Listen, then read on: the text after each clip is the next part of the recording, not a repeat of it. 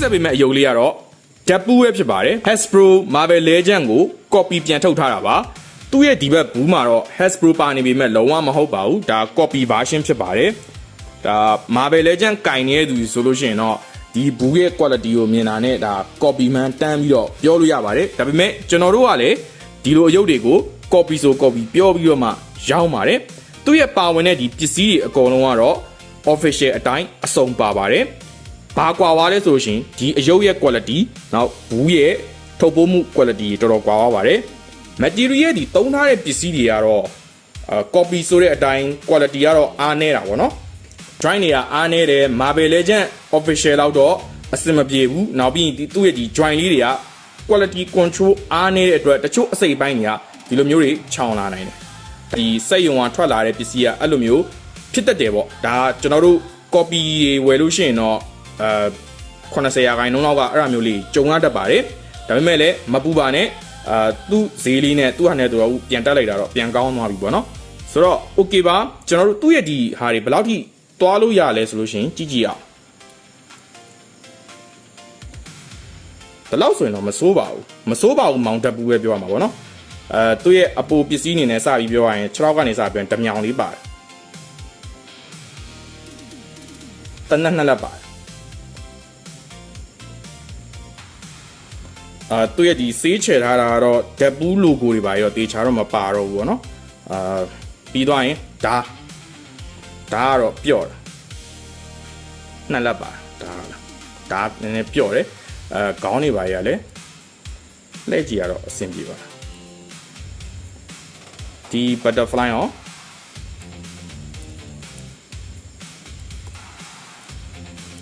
မစိုးပါဘူးသူ့ဈေးနှုန်းနဲ့သူ့ဟာနဲ့သူတန်တာလေးကပြောလို့ရတယ်ပေါ့နော်တန်တယ်ပြောလို့ရတယ်ပေါင်ခါ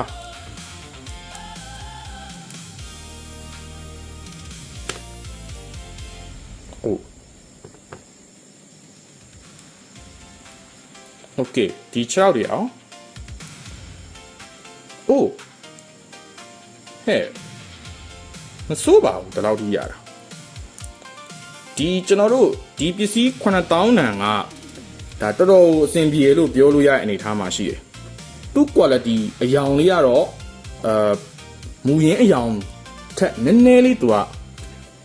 matte ဖြစ်တဲ့ color ဘက်ကိုပိုသွားတယ်အပြင်တက်ဘူးကလည်း matte ပိုဖြစ်လာလို့လေဆိုတော့သူ့ size ကတော့ကျွန်တော်တို့ပုံမှန် Marvel Legend တွေထွက်ထားတဲ့အတိုင်း6လက်မ size ပဲပြီးသွားရင်သူ့ရဲ့ accessory တွေဘာတွေပါမလဲကျွန်တော်ချက်ကြည့်အောင်သူ့ရဲ့အချစ်တော်ပုံနေမြင်းလေးဒီလက်နှစ်ဖက်ကဒါဓာတ်ကင်တဲ့လက်နှစ်ဖက်ဒီမှာအပေါက်ပါဒါကတနက်ကင်ဒါတော့ကျွန်တော်တို့ဒီသူ့ရဲ့ဟန်ပန်မူရာ post ပေးတဲ့အခါကျရင်သုံးဖို့အတွက်ပေါ့နော်ဆိုတော့ okay ကျွန်တော်တို့တနက်တွေကျွန်တော်တို့တက်ကြည့်အောင်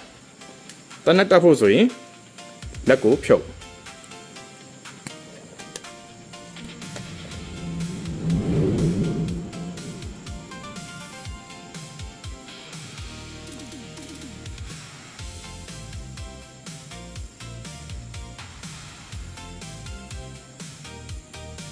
တနက်တက်ပြီးပါပြီပေါ့နော်ဆိုတော့တနက်ပြစ်တဲ့ပုံစံလေးလုပ်ကြည့်အောင်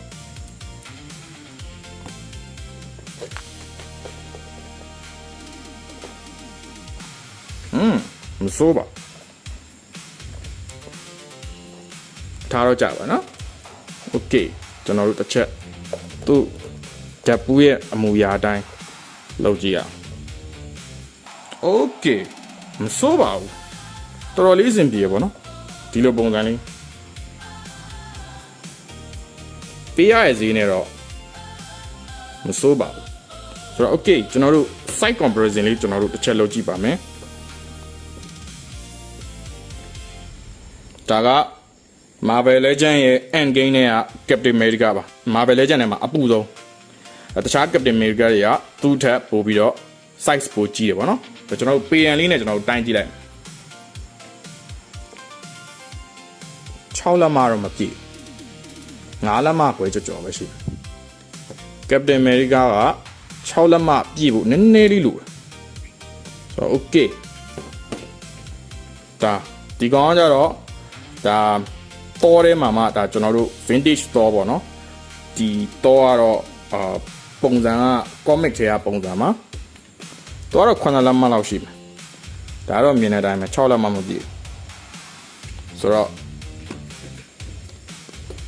မစိုးပါဘူးပေါ့နော်တိုင်းနိုစီနဲ့ရှင်ရောတိုင်းနိုစ်ကရှစ်လက်မပြည့်တော့စနေရပြောမယ်ဆိုလို့ရှင်တော့ကောင်းပါလေပေါ့နော်ဘာလို့သူဒီစေးချဲထားတာတွေပါနည်းနည်းစေတနာပါတယ်ဒီစေးတွေပါချဲထားတာလေးအဆင်ပြေတယ်အပြင်ပန်းဒီတိုင်းကြည့်မယ်ဆိုလို့ရှင်လုံးဝbudget တကယ် official အယုတ်နီးလောက်ကိုပဲပေါ့နော် recommend ပေးလားဆိုရင်တော့ copy version ထဲမှာဆိုရင်တော့ဒီကောင်လေးကို recommend ပေးပါတယ်လိုချင်ကျွန်တော်စီမှာဆက်သွယ်မှာယူလို့ရပါတယ်ဗျ okay ပါကျေးဇူးတင်ပါတယ်